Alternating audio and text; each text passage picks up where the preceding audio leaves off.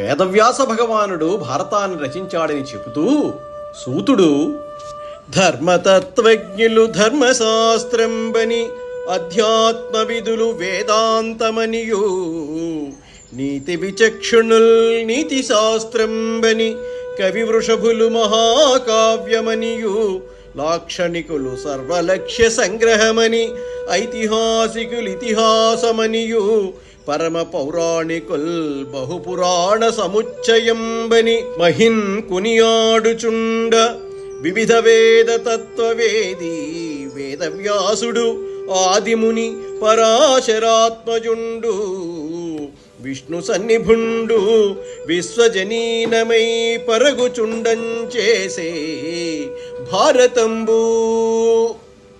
నన్నయ్య మహాభారతాన్ని ఆంధ్రీకరించేటప్పుడు మొట్టమొదట ధర్మంతో అన్వయం చేశాడు. ఈ ధర్మమే ప్రాతిపదిక, దీని పేరే సనాతన ధర్మము. ధర్మాన్ని బోధ చేయడానికే సమస్త వాంగ్మయము వచ్చింది. ఆధ్యాత్మ విధులు దీనిని వేదాంతమని అంటారు. వేదాంతం అంటే వేదమునకు చివర ఉండే ఉపనిషత్తులు. ఉపనిషత్తుల యందు శిష్యుడు గురువుని ప్రశ్న వేస్తాడు, గురువు సమాధానం చెప్తాడు. గురువు చెప్పటం వల్ల జ్ఞానం కలిగి అజ్ఞానం వల్ల మళ్ళా పుట్టవలసిన అవసరం లేని పునరావృత్తిరహిత శాశ్వత శివ సాయుధ్య స్థితి ఏర్పడుతుంది. అటువంటి మోక్షకారకమైన వేదాంతమే మహాభారతమని వేదాంతులు చెప్తారు. లోకంలో నీతి మాట్లాడే వాళ్ళందరూ మహాభారతం కన్నా నీతిశాస్త్రం లేదని అంటారు.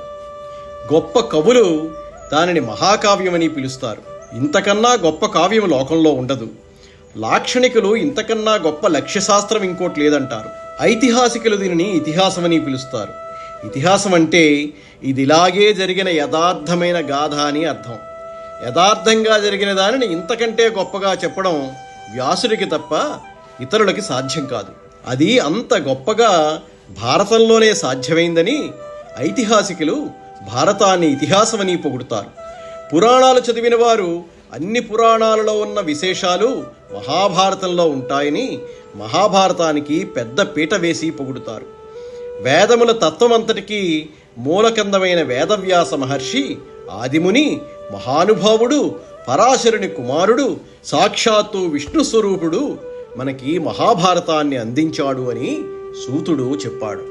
శ్రీ మహాభారతాన్ని మనసులో నింపుకొని వ్యాసమహర్షి యోగశక్తితో సర్వం వీక్షిస్తే ఆయనకు లోకవృత్తమంతా కనపడింది. సృష్టి అంతా సంక్షేపంగా గోచరించింది.